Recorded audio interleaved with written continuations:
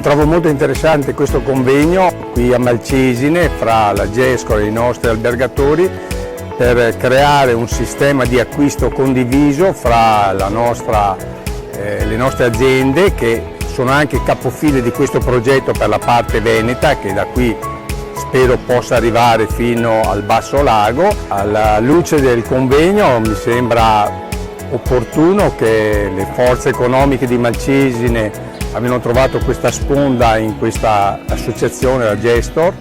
per economizzare e massimizzare in maniera positiva la parte economica di acquisto in comunione fra